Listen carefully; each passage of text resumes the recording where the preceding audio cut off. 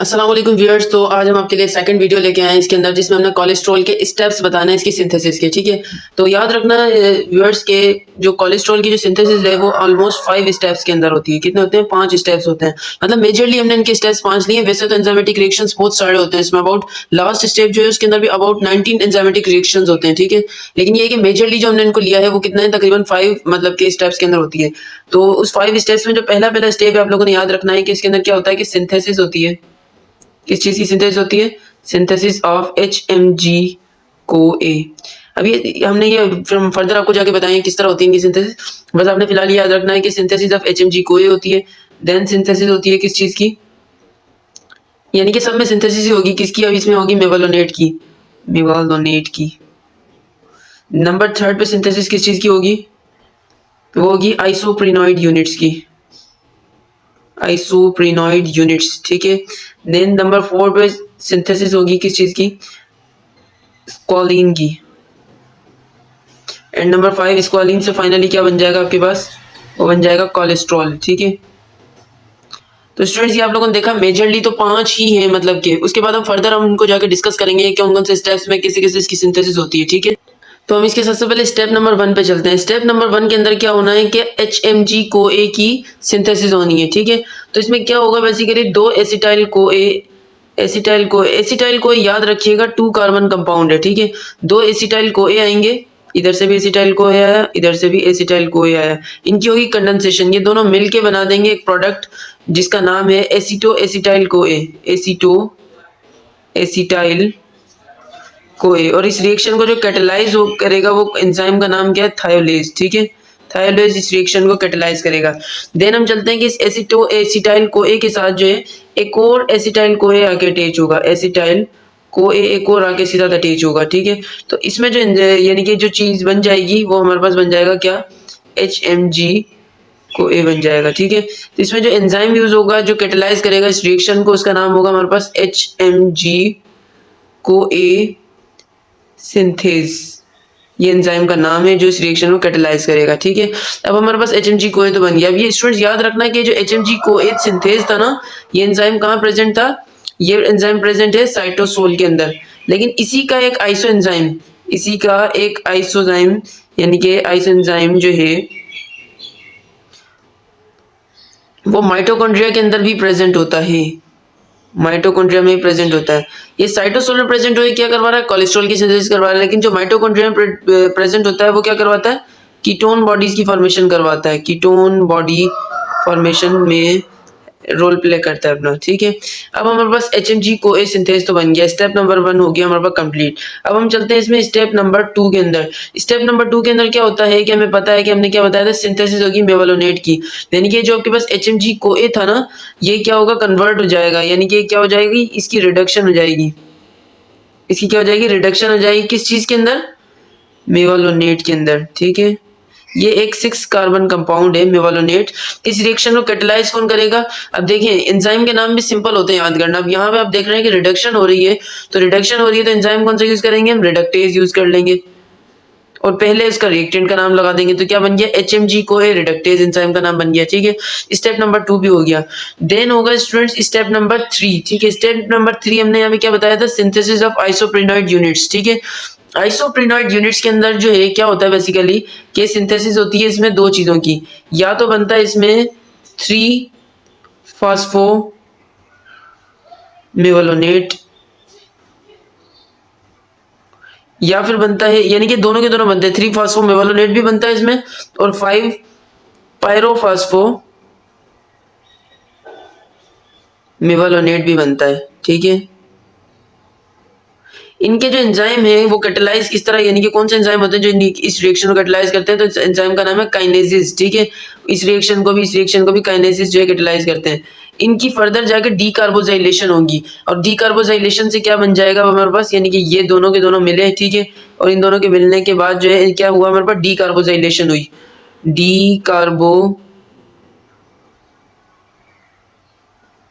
जाइलेशन होगी। डीकार्बोजाइलेशन होगी तो एंजाइम भी कौन सा यूज होगा? डीकार्बोजाइलेज एंजाइम यूज होगा। ठीक है, डीकार्बोजाइलेज एंजाइम यूज होगा। ठीक है, तो डीकार्बोजाइलेशन के बाद जो ये चीज बनेगी जिसका नाम है, जो प्रोडक्ट बनेगा उसका नाम होगा IPP।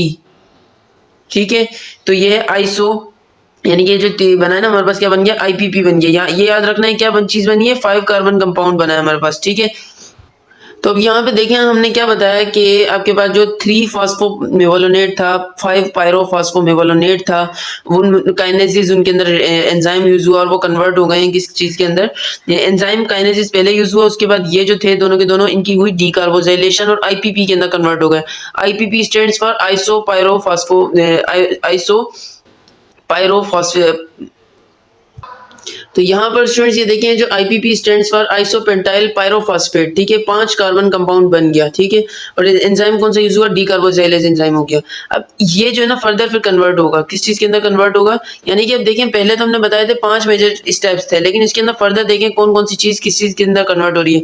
आईपीपी था ना, तो अब ये कन्वर्ट हो जाएगा किस चीज के अंदर, डीपीपी के अंदर। हमने इनकी फुल फॉर्म्स याद नहीं रखनी क्योंकि काफी सारे स्टेप्स हैं। हमने जो मेन चीज याद रखनी है वो याद रखनी है कौन से एंजाइम रेट लिमिटिंग है, कौन से एंजाइम क्या है। तो हमने ये याद रखना है कि जो हमने थोड़ी देर पहले एक एंजाइम का नाम बताया था आपको, रिडक्टेज, ये मैं लिखना थोड़ा सा भूल गया था। वो ये था कि जो रिडक्टेज एंजाइम यूज हुआ था ना सेकंड स्टेप के अंदर, ये जो मेवलोनेट की सिंथेसिस कर रहा था, ठीक है। तो जो मेवलोनेट की सिंथेसिस कर रहा था रिडक्टेज, वो हमारे पास रेट लिमिटिंग एंजाइम था, रेट लिमिटिंग एंजाइम था रिडक्टेज, यानी कि एचएमजी को है रिडक्टेज, ठीक है। अच्छा अब हम वापस यहाँ पर आते हैं, तो ये आईपीपी जो है अब ये कन्वर्ट होगा किस चीज के अंदर, डीपीपी के अंदर। डीपीपी ये भी 5 कार्बन कंपाउंड है, यानी कि सेम 5 कार्बन भी कन्वर्ट हो रहा है। तो मतलब क्या हुआ कि आइसोमराइजेशन हो रही है। तो आइसोमराइजेशन हो रही है तो एंजाइम कौन सा यूज करेंगे हम, आइसोमेरेज एंजाइम यूज करेंगे, ठीक है, आइसोमेरेज एंजाइम यूज करेंगे, ठीक है। अब ये आईपीपी एंड डीपीपी से कन्वर्ट हो गया डीपीपी के अंदर, ठीक है। अच्छा गाइस अब क्या होगा कि ये जो डीपीपी और आईपीपी है ना, ये दोनों के दोनों कंबाइन होंगे, यानी कि ये डीपीपी बन गया, इसके साथ आके एक आईपीपी मिलेगा, यानी कि 5 कार्बन, ये भी 5 कार्बन है। तो दोनों के दोनों आपस में मिले और इनके इसमें जो एंजाइम यूज होगा जो कैटेलाइज करेगा इस रिएक्शन को, उसका नाम होगा ट्रांसफरेज एंजाइम यूज होगा, ठीक है। और वो इसको मिला के क्या बना देगा, 5 कार्बन 10 कार्बन। तो 10 कार्बन वाले का नाम क्या देंगे हम, 10 कार्बन वाले का नाम देंगे जीपीपी, ठीक है, जीपीपी बन गया 10 कार्बन। अब फर्दर एक और एंजाइमेटिक रिएक्शन होगा, उसमें क्या होगा, वो भी एंजाइम ट्रांसफरेज ही होगा, ठीक है। लेकिन इस जीपीपी के साथ दोबारा एक, क्योंकि ये 10 कार्बन है तो इसके साथ एक और दोबारा आईपीपी मिलेगा 5 कार्बन वाला, ठीक है। तो 10 और 5 कितने हो गए, 15 कार्बन हो गए। तो अब जो भी कंपाउंड या प्रोडक्ट बनेगा हमारे पास क्या बनेगा, 15 कार्बन का बनना चाहिए। तो उस 15 कार्बन वाले का नाम क्या देंगे हम, एफपीपी नाम देंगे, ठीक है। ये हमारे पास एफपीपी तो बन गया।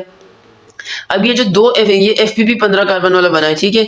अब क्या होगा हमारे पास, अब ये स्टेप में क्या होगा कि 2 एफपीपी मिलेंगे आपस में, 2 एफपीपी मिलेंगे और ये मिलके क्या बना देंगे, स्क्वालिन बना देंगे, ठीक है। तो यानी कि 15 कार्बन, ये भी 15 कार्बन है, ये भी 15 कार्बन है, ये आपस में मिलेंगे, ठीक है। और ये मिलके क्या बना देंगे, 30 कार्बन बना देंगे।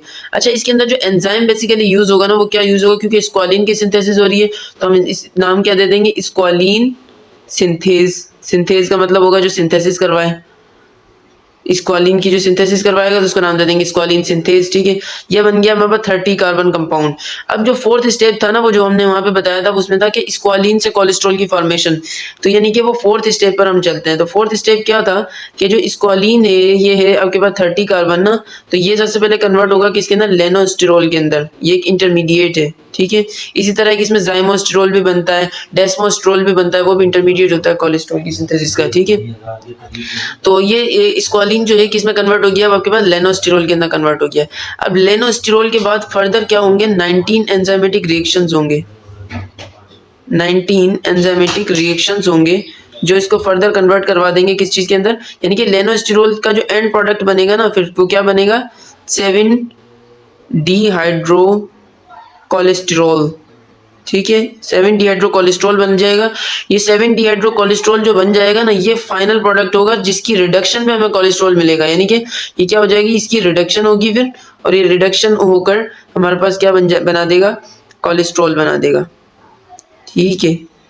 अच्छा, दूसरी बात ये याद रखना स्टूडेंट्स कि हमने जो वो पढ़ा था आइसोप्रेनॉइड यूनिट्स पढ़े थे। आइसोप्रेनॉइड यूनिट्स क्या हैं कि एक तो हमने बताया कि 3 फास्फोर 5 पायरोफॉस्फो का बता दिया, लेकिन बेसिकली इलेक्ट्रॉन ट्रांसपोर्ट चेन के अंदर एक्ट करते हैं जैसे कोएंजाइम और ग्लाइकोप्रोटीन्स के भी कंपोनेंट होते हैं, ठीक है। अच्छा, दूसरी बात ये कि एक तो इंटरमीडिएट ये लेनोस्टिरोल बना था, इसके अलावा भी फर्दर हमने बताया जिस तरह 19 एंजाइमेटिक रिएक्शंस जब इसके अंदर हो रहे हैं तो फर्दर और भी बहुत सारे ऑब्वियसली सी बात इंटरमीडिएट्स बने होंगे, लेकिन इतना हमें याद करने की जरूरत नहीं है। हमने 2-3 के नाम याद रखना है, एक लेनोस्टिरोल का नाम याद रखना है, एक इसमें हमने ज़ाइमोस्टिरोल का नाम याद रख सकते हैं, ठीक है। एक इसमें हम नाम याद रख सकते हैं वो है डेस्मोस्टिरोल, ठीक है। अच्छा, जो 19 एंजाइमेटिक रिएक्शंस हुए हैं इसके अंदर बेसिकली होगा क्या, यानी कि जो मेजर बात है वो होगी क्या, वो ये होगी एक तो कि 30 कार्बन की कन्वर्जन होगी, यानी कि स्क्वालिन के बाद 30 कार्बन था ना, कोलेस्ट्रॉल कौन सा बना, 27 कार्बन बना, तो मींस कि 30 कार्बन की कन्वर्जन होगी 27 कार्बन के अंदर। एक तो मेन बात जो है वो ये आ जाएगी, ठीक है। तो एक तो स्टूडेंट्स हमने ये बात बता दी इसके अंदर कि 30 कार्बन की कन्वर्जन होगी 27 कार्बन में, ठीक है। दूसरा इसके अंदर क्या होगा कि शिफ्टिंग होगी, शिफ्टिंग होगी किस चीज की, डबल बॉन्ड की। कहां से होगी, कार्बन नंबर 8 से होगी कार्बन नंबर 5 पर, ठीक है। दूसरा इसमें क्या होगा, carbon number 4 and carbon number 14 से रिमूवल होगा मिथाइल ग्रुप्स का, ठीक है, रिमूवल होगा ऑफ मिथाइल ग्रुप, ठीक है। और एक और बात इसके अंदर ये याद रख लेना स्टूडेंट्स के इसके अंदर बेसिकली क्या होगा, कार्बन नंबर 24 और 25 के बिटवीन में जो डबल बॉन्ड है इसी क्या होगी, रिडक्शन होगी। तो बस यही है टोटल स्टेप्स। अब आप लोग देख सकते हैं इसके अंदर टोटली मेन जो थे वो वही 4 स्टेप्स ही हुए थे, जिसके अंदर फर्स्ट स्टेप हमने बताया था। बस इसके अंदर मेन ये स्टेप्स के नाम याद रखिएगा, किस स्टेप में कौन सा एंजाइम यूज हुआ है ये भी याद रखना है आप लोगों को। और दूसरी बात ये याद रखिएगा कि इसके अंदर जो रेट लिमिटिंग एंजाइम है वो कौन सा था, वो स्टेप नंबर 2 का था जिसमें HMG कोए की रिडक्शन हुई थी मेवालोनेट के अंदर। तो इसमें एंजाइम यूज हुआ था हमारे पास HMG कोए रिडक्टेज, तो इसमें ये एक रेट लिमिटिंग एंजाइम था। बाकी आप लोगों ने मतलब फर्दर इनके नाम जिस तरह IPP की फुल फॉर्म, DPP की फुल फॉर्म ये याद रखने की जरूरत नहीं है। वैसे मैं आप लोगों को बता देता हूँ कि ये आपके पास डाइमिथाइल पायरोफॉस्फेट है, ये आपके पास आइसोपेंटाइल पायरोफॉस्फेट था, ये FPP जो था ये क्या था, फिनाइल पायरोफॉस्फेट था, और ये फर्दर आपके पास स्क्वालिन वगैरह ये बन गया। और ये आप स्टेप ये वाला भी याद रख लेना कि जो FPP से स्क्वालिन बनता है, इसमें एंजाइम कौन सा यूज होता है, तो वो है स्क्वालिन सिंथेज। तो स्टूडेंट्स आज का हमारा ये टॉपिक था जिसमें हमने कोलेस्ट्रॉल को की सिंथेसिस के जो स्टेप्स होते हैं हमारी बॉडी के अंदर, में पता है कि कहाँ पे होता है कोलेस्ट्रॉल, कहाँ पे इसकी सिंथेसिस होती है, क्योंकि इसके एंजाइम्स के जितने भी एंजाइम्स है ना ज्यादातर इसमें से उसमें साइटोसोल के अंदर प्रेजेंट होते हैं, ठीक है। और कुछ हैं, एक दो हैं जो स्मूथ एंडोप्लाज्मिक रेटिकुलम के अंदर प्रेजेंट होते हैं। जस्ट लाइक मैंने ये जो बताया था रिडक्टेज वाला, ये जो एंजाइम है ना ये स्मूथ एंडोप्लाज्मिक रेटिकुलम के अंदर प्रेजेंट होता है।